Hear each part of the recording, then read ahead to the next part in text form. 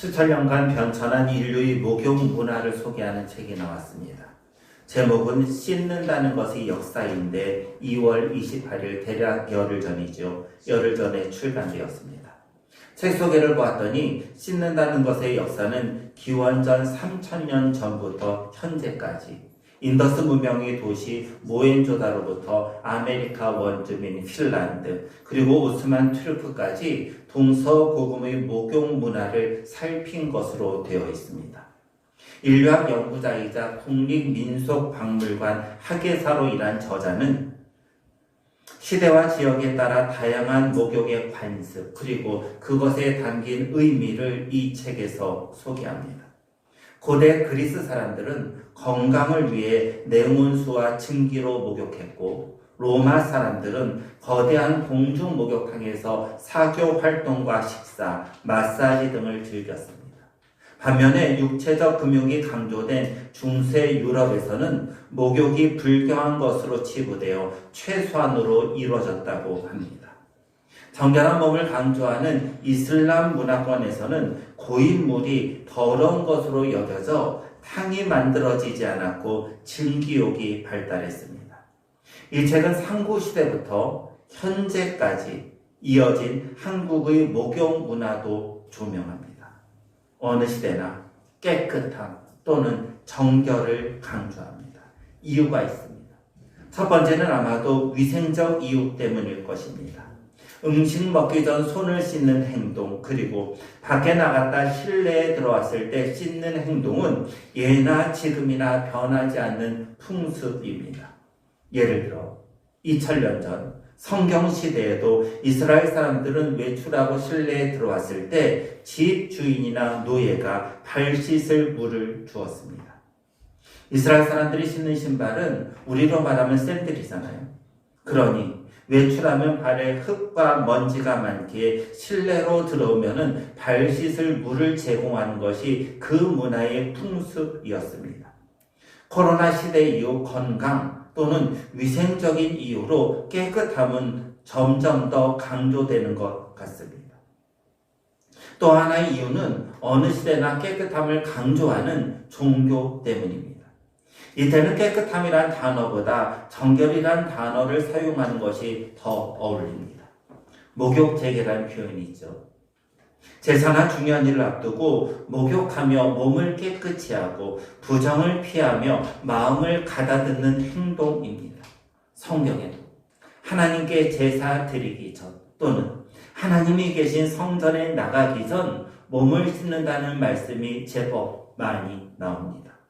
하나님 앞에 정결하려는 거룩함에서 나온 행동입니다. 본문은 깨끗함, 곧 정결에 대한 말씀입니다. 더러움에서 어떻게 깨끗해지는가? 죄에서 어떻게 정결해지는가? 본문은 그 방법을 말씀하십니다. 결론적으로 말하면 어떻게 더러움에서 깨끗해지며 어떻게 죄에서 정결해지는가? 이 질문에 대한 대답은 예수님의 피입니다. 리차드 필립스가 쓴 히브리서 주석을 보면은 리차드 필립스는 거기서 이렇게 주장합니다. 성경에서 예수 그리스도의 피를 높이 찬양하는 본문을 만약에 하나만 꼽으라고 말한다면은 바로 오늘 이 본문일 것이다. 리차드 필립스의 말대로 본문만큼 예수님의 피에 대해 강조하는 성경도 없을 것입니다. 본문에는 예수님의 피만 나오지 않아요. 또 뭐도 나오죠. 동물의 피도 나옵니다. 먼저 동물의 피에 대한 말씀을 보려 합니다.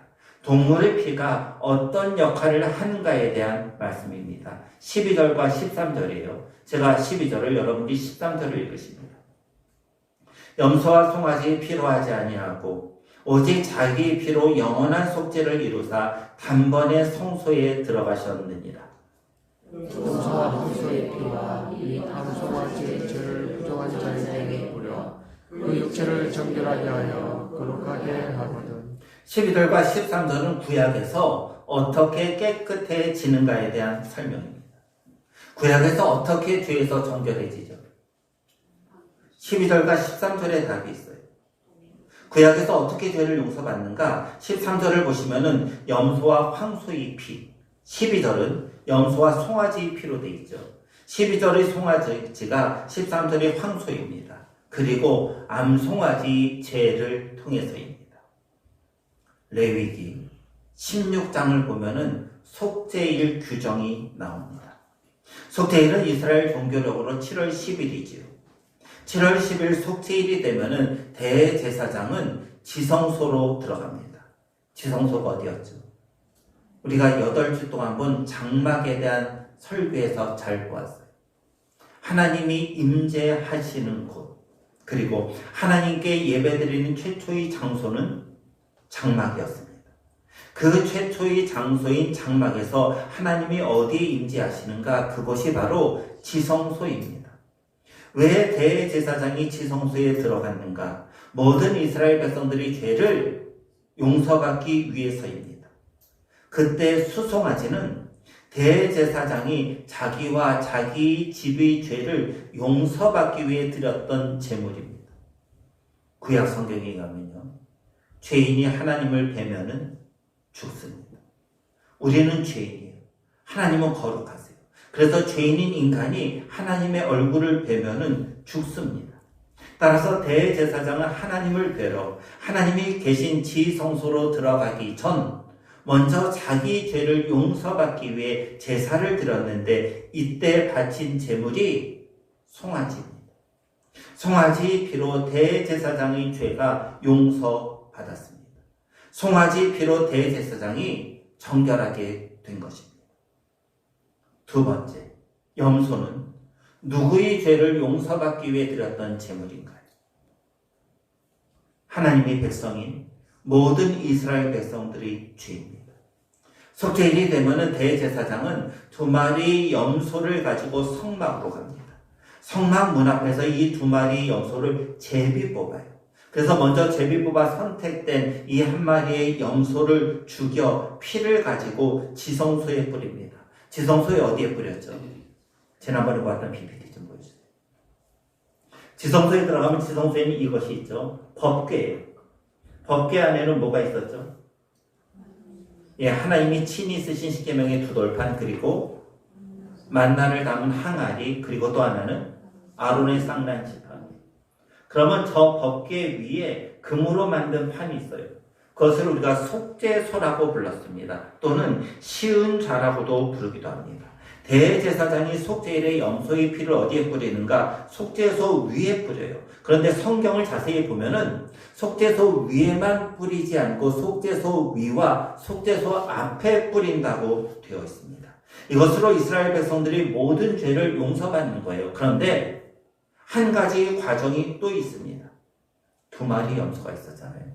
제비 뽑아 1마리를 잡아 제물로 바치고 그 피를 속죄소 위와 속죄소 앞에 뿌렸죠. 나머지 1마리 염소가 남습니다. 그 1마리 염소를 아사셀 염소라고 불렀습니다. 아사셀 염소로 제비 뽑아 선택된 염소는 살아있는 채로 광야로 보내집니다. 그렇게 산채로 광야로 간 염소는 들짐승에 의해 죽임을 당합니다.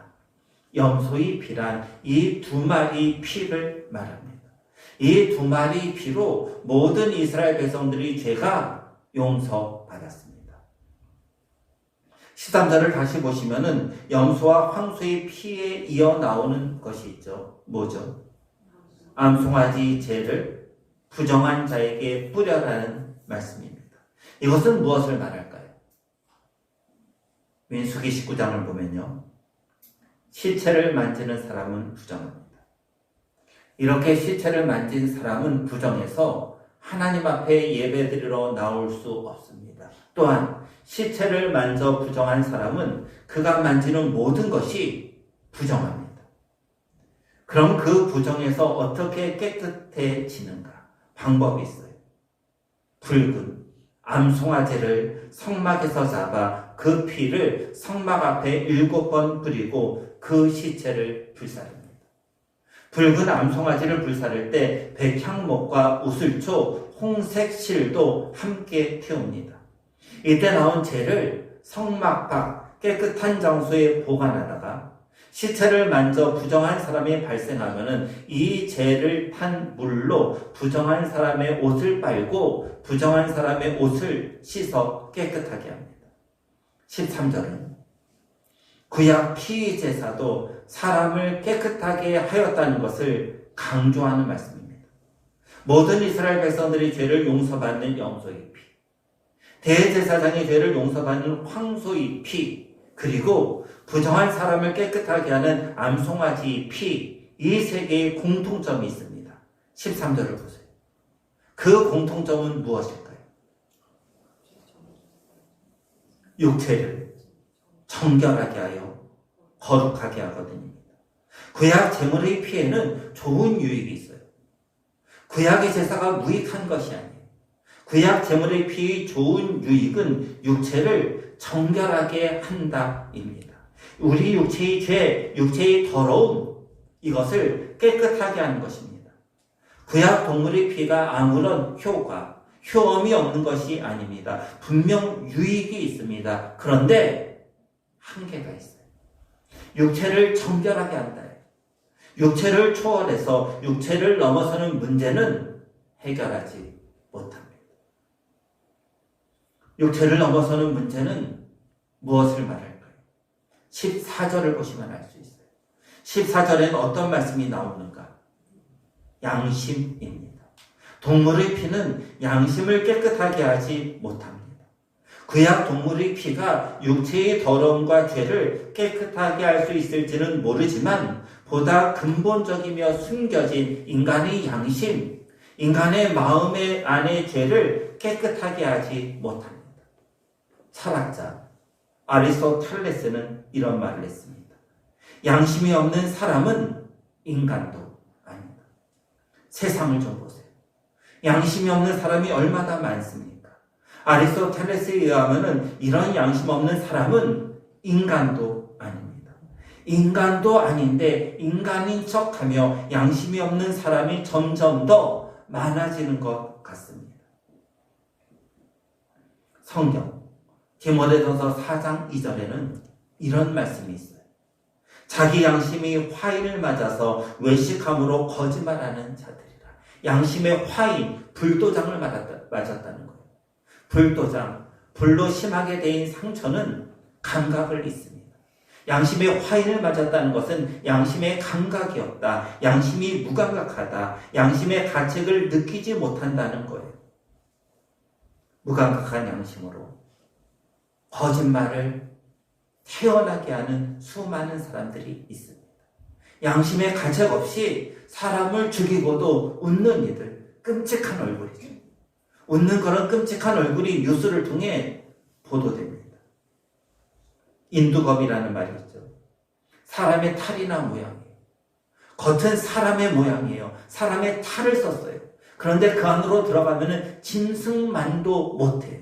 짐승도 자기 새끼는 사랑합니다. 짐승도 동료애가 있어요. 그런데 사람을 죽이고도 씩 웃어요. 동물과 하등 다를 바 없어 보이는 사람들. 아니, 동물보다 못한 수많은 비양심적인 사람들이 많습니다. 그러나 우리는 어떤가요? 우리의 양심, 우리의 마음을 냉철하게 돌아보시기 바랍니다. 내 양심은 깨끗합니까? 내 마음은 정결하고 순결합니까? 14절에는 살아계신 하나님이라는 말씀이 나옵니다. 살아계신 하나님은 어떤 분일까요? 사무엘상 16장 7절의 말씀. 앞에 있는 말씀을 함께 읽으시겠습니다. 사람이 외모를 보거니와 나 여호와는 중심을 보느니라. 사람은 외모를 봐요. 겉으로 드러나는 모습만 보여요. 숨겨진 것은 볼 수 없어요.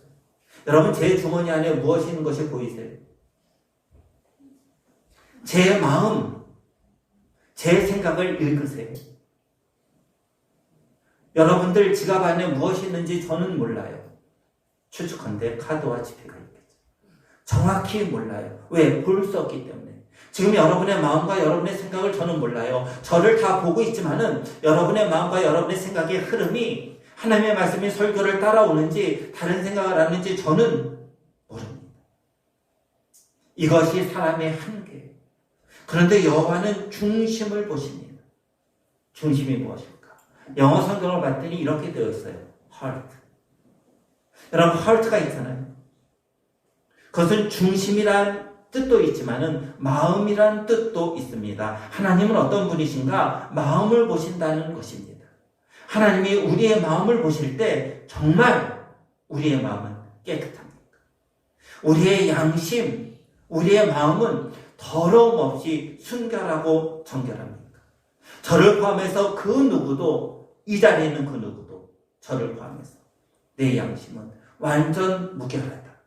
내 마음에는 일말의 더러움도 없다고 단언할 사람이 있습니까?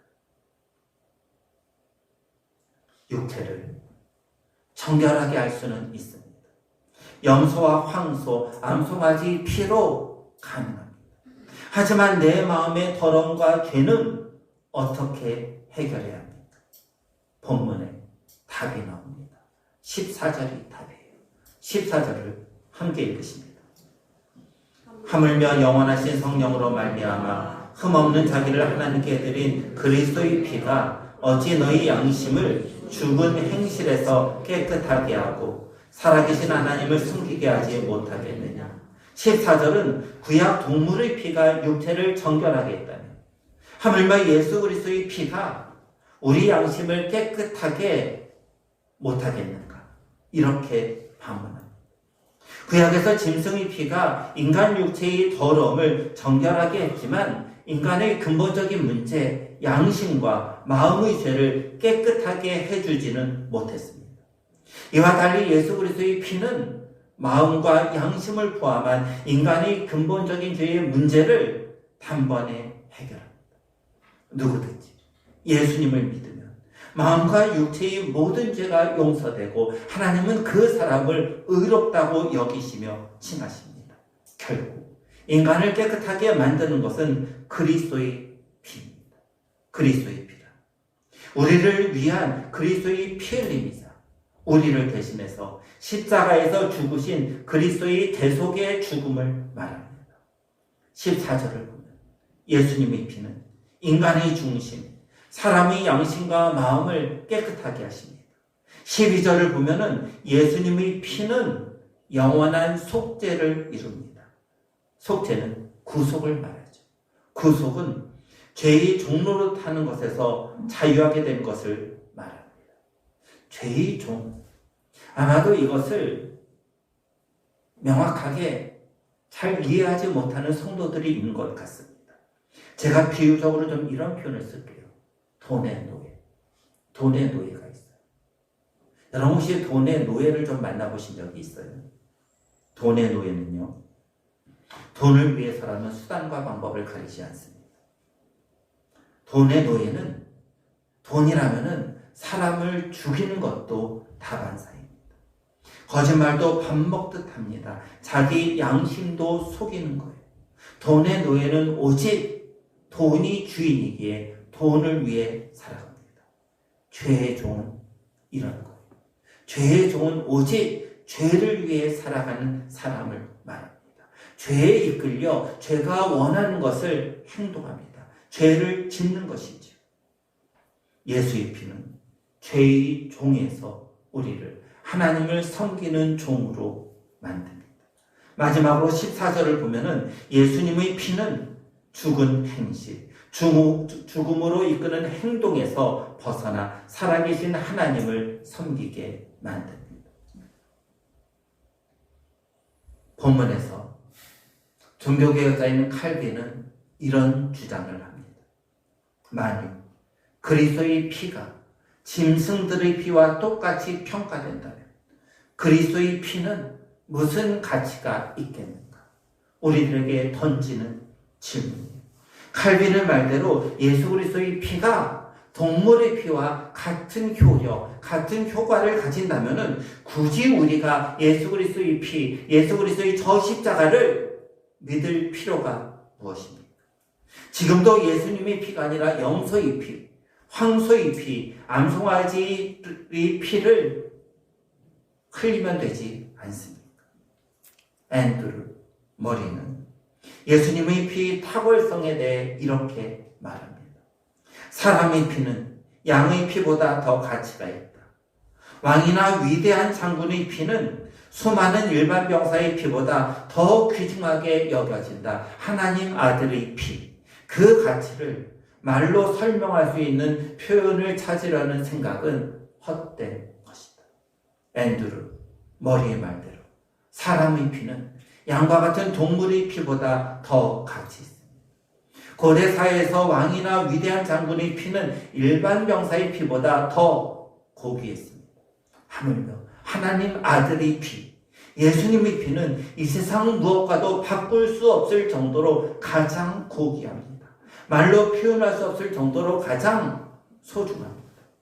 우리 마음과 양심을 포함하는 모든 죄를 깨끗하게 하고 죄의 종에서 하나님의 종, 아니 하나님의 자녀로 만듭니다. 한 군인이 군인병원에서 죽어가고 있었습니다. 군인 목사인 군목이 와서 그를 도와주려 하지만 완강히 거절합니다. 나중에는 더 이상 나를 괴롭히지 말고 내버려 두라고 외칩니다. 그래도 군목은 병실 밖에서 며칠 동안 머물다가 그 사람을 위해 기도하다가 어느 날 아침에는 예쁜 꽃을 가지고 가서 그 병사의 머리맡에 놓습니다. 그것을 보던 병사는 눈물을 터뜨리며 말합니다. 감사합니다. 저는 꽃을 참 좋아합니다. 군목이 답합니다. 그래요. 하나님은 우리의 슬픔과 고난을 아시고 우리의 앞길을 밝게 하려고 이런 아름다운 꽃도 주셨답니다. 환자는 잠시 조용히 있더니 군목님, 그동안 제가 무례하게 했던 행동 용서해 주십시오. 제가 하나님을 믿어야 한다는 것을 저도 알고 있지만 저는 너무나 많은 패역한 죄를 저지른 죄인이라 하나님이 나 같은 죄인도 용서해 주실 수 있을지 정말 의문입니다. 왜냐고요? 아마 제가 지은 죄를 이 병실 벽에다 쓴다면 이 사면벽을 가득 채우고도 죄죄는 남을 것입니다. 여러분, 이 사면에다가 우리 죄를 적는다면 아마도 그 병사처럼 이 사면의 벽이 모자랄 것입니다. 그 말을 들은 군목은 이렇게 답합니다. 가서 그대로 해보십시오.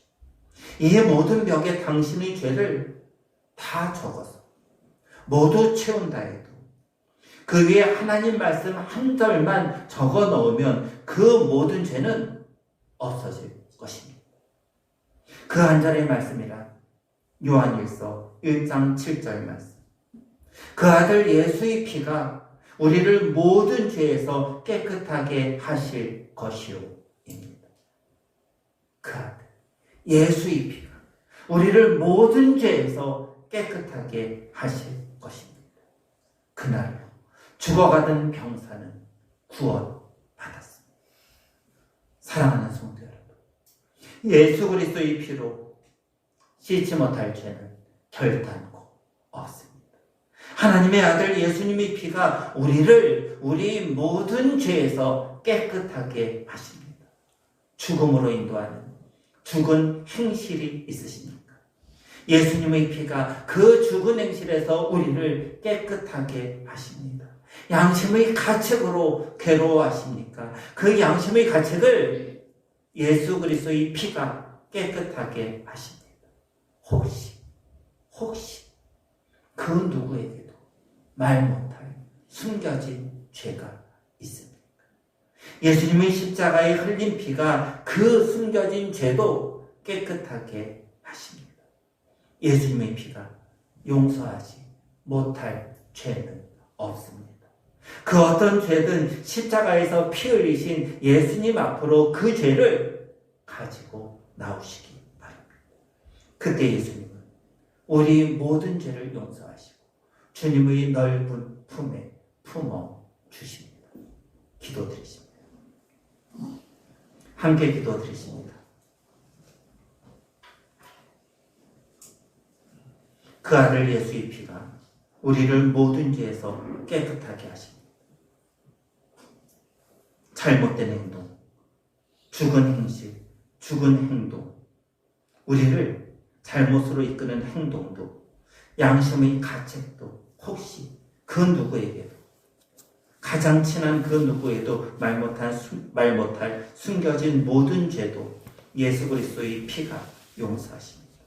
지금 이 시간은 조용히 우리의 잘못, 우리의 죄를 하나님 앞에 구하며 예수 그리스도의 피로 용서받게 해달라는 회개의 기도를 함께 드리시겠습니다.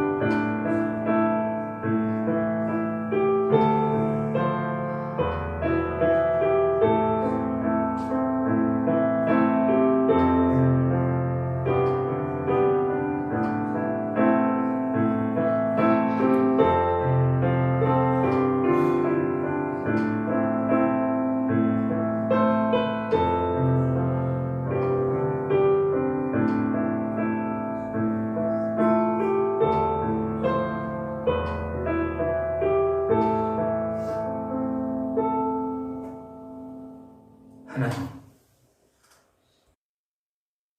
우리입니다. 정말 못된 사람은 저 교회 밖에 있는 그 누구가 아니라 바로 나입니다. 죽음으로 이끄는 행동, 수많은 양심의 소리에도 침묵하고 또 누구에게도 말 못하는 숨겨진 그 죄, 우리의 마음을 보시는 하나님 앞에서 더럽고 추한 모든 죄, 조용히 하나님 앞에 고백했사온즉 예수 그리스도의 피로 정결케 해 주옵소서. 그 아들 예수의 피가 우리를 모든 죄에서 깨끗하게 하시온즉 그 아들 예수의 피로 우리를 모든 죄에서 정결케 해 주옵소서. 십자가에 피 흘리신 우리 주 예수 그리스도의 이름으로 기도드립니다. 아멘.